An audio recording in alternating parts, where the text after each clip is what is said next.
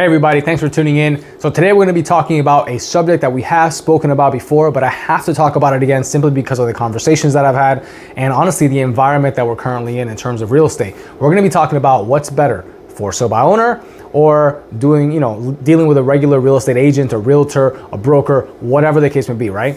So we're going to talk about that a little bit. If you have questions, comments, concerns, feedback, or anything at all, shoot me a text, give me a phone call at 407-308-4518, or send me an email at peter@flreagent.com. Now, you may be asking yourself, why in the hell are we talking about this again? We've talked about this before. Well, right now with the current environment that we're in with this COVID stuff and with this pandemic environment and people being scared of each other and all that crap, with all that stuff, a lot more people are considering for sale by owner, which actually hurts the market. I'll get to that later, but it actually hurts the market. Anyway, so a lot of people are considering for sale by owner, but you got to remember, it's not so simple as like, I'm going to list my house and people and the whole world is going to come buy it. And that's it. At no matter price, no matter what price I put it at, people are going to come buy it. Period, point of story. It's not that simple. Are there successful FSBOs, for sale by owners? Are there successful FSBOs out there? 100%. You find a few here and there that have sold property before or that were agents in the past themselves or have some sort of job or profession that's in the sales industry, and they do great because that's what they do or that's what they've done in the past. But unfortunately, that is not the case for the majority of people that try to do for sale by owner. The majority of people that try to do FSBOs are doing it for one reason alone, and that is because they think they can save money, okay? And that may be true in some instances, okay? But it is not true in most of the instances. And I'll get to that in a minute. But there's some other things that you have to consider when doing for sale by owner, which is why, you should consider at least talking with an agent, okay? You don't have to hire them. Like if you call me to consult or to have a conversation regarding, listen, I'm thinking about doing for sale by owner, but I'm thinking of also listing with an agent. I'm not sure which one is best. Listen, we'll have an open and transparent conversation of the matter. I'll give you the pro and cons of one, the pro and cons of the other, and there's pro and cons to both. But I'll give you the pro and cons to both, and you can make the decision, okay? That doesn't cost you any money. That costs you a few minutes of your time. Honestly, 10, 15 minutes of your time is all it would cost you in terms for you, so you can make a best educated decision possible. That is the first thing all of you who are considering doing for sale by owner should always do. So, listen. First thing you got to consider is your safety, okay? As an agent, I can tell you, and you can look it up all the time. Listen, there's agents out there that are getting hurt by, individuals, buyers, people that pose as buyers because, you know what? That's just the way it is. That's life, right? That, life is full of risk and it is what it is. Now, I ask you a rhetorical question. Why would you willingly raise the level of risk by selling the house on your own without knowing who's coming into your house? And I ask that because guess what? When that buyer calls you from Zillow or from wherever the hell he got your information for the house, and he says or she says, listen, I'm a buyer and I want to buy your house. I want to come by. Yes, I'm qualified. My name is John. Like, how the hell do you quantify that? How do you actually validate that information? How do you know that you're going to be fine by allowing this random stranger into your house? Okay, so unless you have cameras everywhere, and unless you have you're packed, I'm by packed I mean carrying a weapon, unless you're packed or whatever, and you for sure know you're protecting your house and yourself and your family by letting this stranger in. Well, guess what? You just don't know, right? And most people don't do that. Most people don't take that route.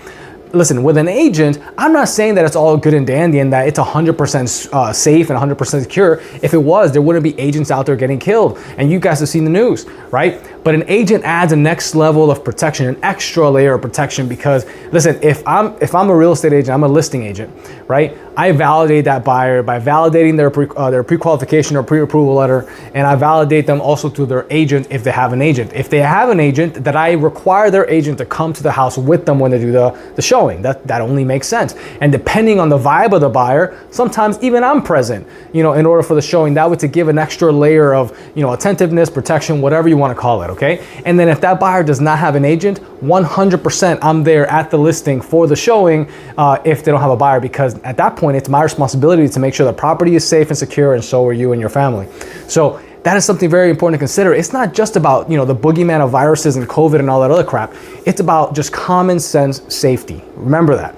Number two is the strategy to negotiate. Okay, unless you have, like I mentioned before, some sort of job in the sales industry or whatever that allows you or requires you to negotiate with people in terms of money and blah, blah, blah. Listen, most of you are gonna suck at negotiating. Let's call it what it is, okay? Most of you suck at sales. Most of you suck at talking to people. A lot of you do.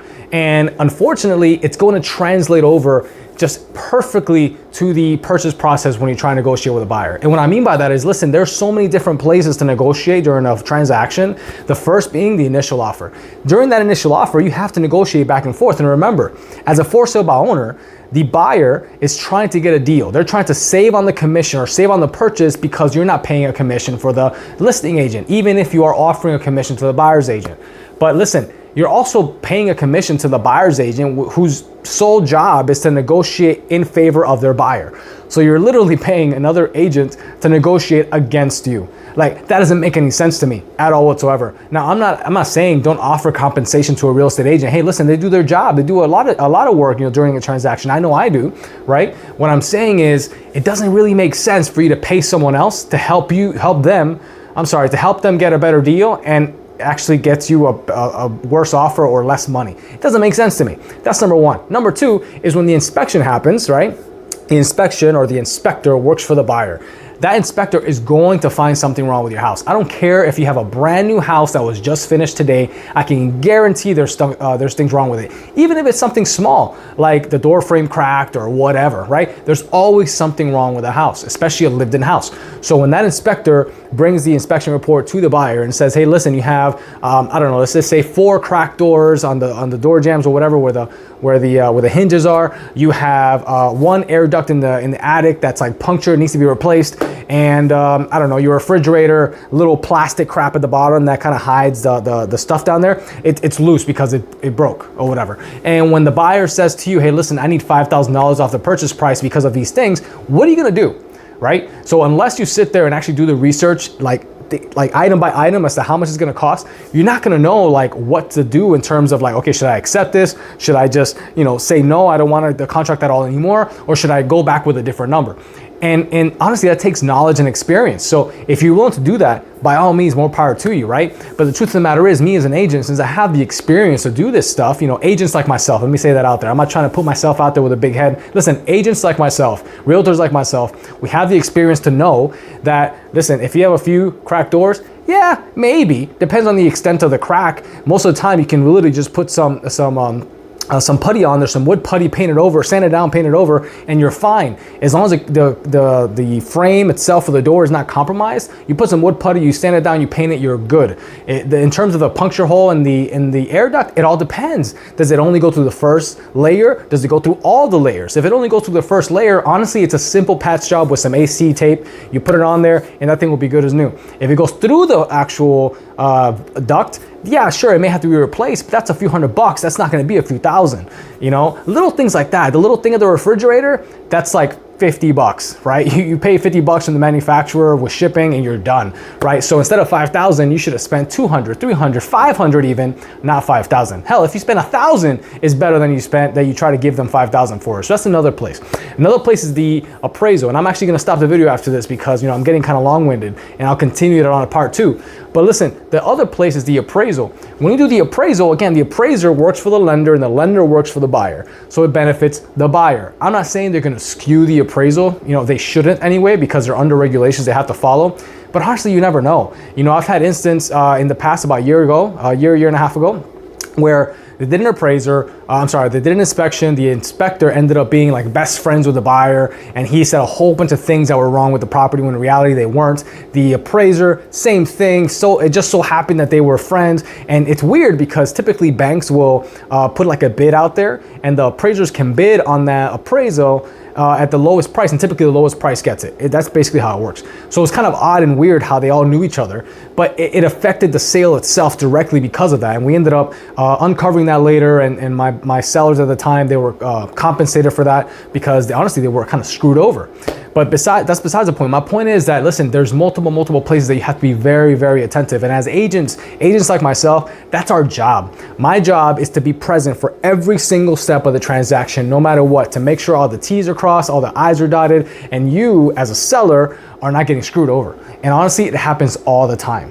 So listen, I'm gonna end it there. There are like 3-4 more things I'm gonna talk about, but I'm gonna do it on a part 2 on a second video, just because this one's getting long and I wanna end it because I know you don't wanna stay here for 15-20 minutes. So listen, if you have any questions about the things I said, give me a call, shoot me a text, send me an email, 407-308-4518, peter@flreagent.com. Stick around for the part 2. I'll probably put it out here in a day or two. Questions, comments, concerns, reach out to me. I'll be glad to help. And listen, last thing, if you have questions about which way you want to go, FSBOs or listing, listen, the conversation is free, absolutely free. So reach out to me and we'll talk about it. All right, until next time, talk soon. Bye.